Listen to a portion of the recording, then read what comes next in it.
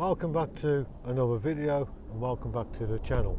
I'm Pete Austin and this is all about cars.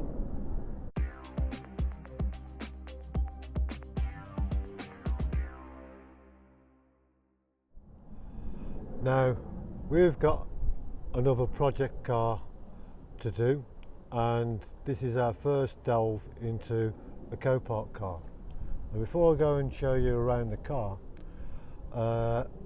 this particular car that we've got isn't going to really set the streets on fire with super speed or anything like that, and you'll see when you see the car, but it is a good solid little car. Now it ticked all the boxes on what we was looking for in our first attempt at a co-park car, in that it's low mileage, tick that box, it hasn't got a lot of damage, so it ticked that box, and it's a pretty good all-round solid car. It's a Cat N, so we didn't want to go into the Cat S sort of structural side of it for our first attempt. So we just wanted a nice clean car, hopefully an easy fix, and we can get this car back on the road looking good again and gone. So I'll show you what the damage is now, and then I'll show you around the car and how good the car is. Now it's going to be a video of planes. I do live in my apologies, I do live by an airport about 4 miles away, so I'm not on the path of where they fly right across, so just have to bear with me. Right, we're gonna do a few videos on this car, show you what the damage is, how we go about fixing it, and hopefully get this car looking good. So it's going to be a few videos, so if you're interested in finding out how we get on, hit the subscribe button, hit the notification button, and let's get this car back on the road. Let me show you around. Okay, so as you can see, it's a Skoda Fabia. Now it didn't cost us the earth to get, a pretty cheap car in all fairness, and hopefully it's going to be a quick and easy fix. The bumper obviously needs replacing, and so does the radiator, so we've got all those parts on order. Engine looks pretty good, like I say, 32,000 miles on the clock, I think. No oil, no apparent real oil leaks. It's a pretty good solid little car. Right? Oh, right.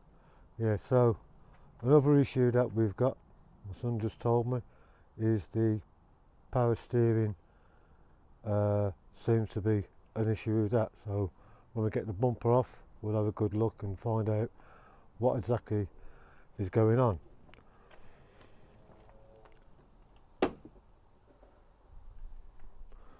I'll just show you the power steering, if you can see in there. So that's took a bit of a hit and needs a bit of investigation to see exactly what needs to be done to get it fixed.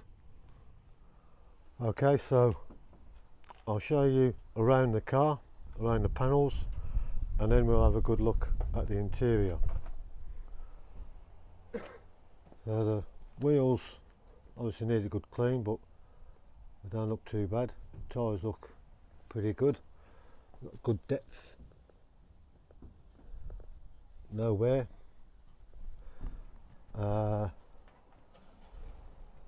Obviously it needs a good clean, a good mop, which is something I'll be doing. Rear wheel,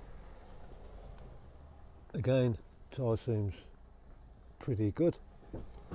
Wheels, there's no scuffs on that, probably a little one there, but we'll get that cleaned up.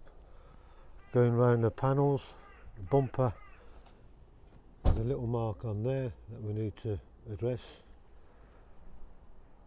It's Let's go round the back.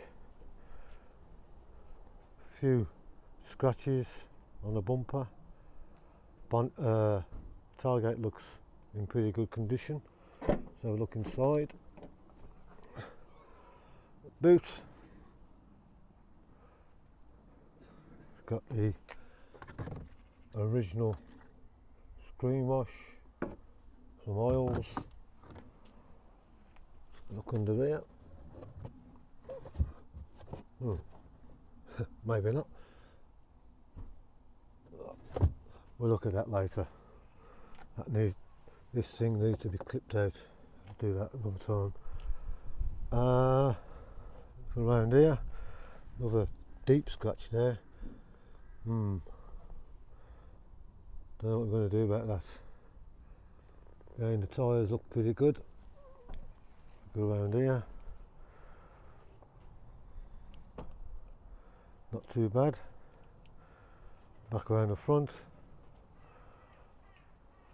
So look at this tyre. The tyres are all in pretty good shape. And so are the wheels.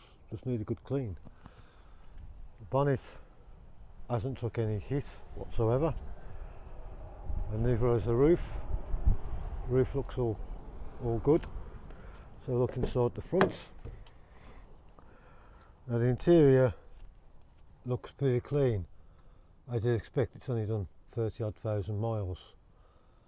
We've already put the diag on and there's no major issues. So that's a good thing. Back to the engine. Let's have a look in the rear of the car. As you can see, albeit it needs a good clean inside, it's in pretty good condition. The seats, there's no obvious rips or mega stains. The back of the seats all in good condition. It's got the original mats from the factory, I think, or from the dealership. So we'll look around the driver's side. Yeah, that seat needs a good clean. Showing a bit of wear. And the dashboard. No damage to any of the plastics or anything like that. Door cards, bit mucky, that's about it. And overall, pretty pleased with that, in all fairness. So that's a quick look at our first Copart car, and we're going to do a bit more looking around the car, take the bumper off and find out exactly what we're facing to try and get it fixed. Hopefully there's no skeletons hidden under the cupboard, but if there are, we'll sort those out as and when we need to and when we find them.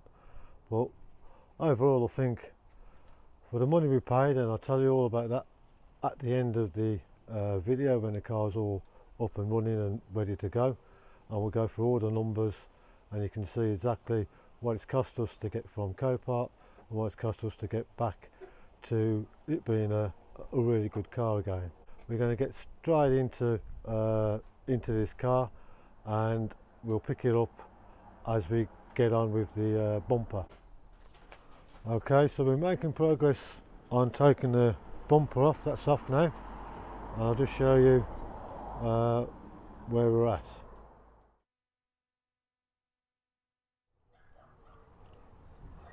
Okay, so we're at a point now where the stand panel's been taken off, the lights are off the car, and we're really making headway to getting towards taking out that radiator. Okay, so it's getting a bit late now, so we're calling it a day, but the radiator is out and now we can start looking at what other issues might be under there, but we're going to leave that for another day.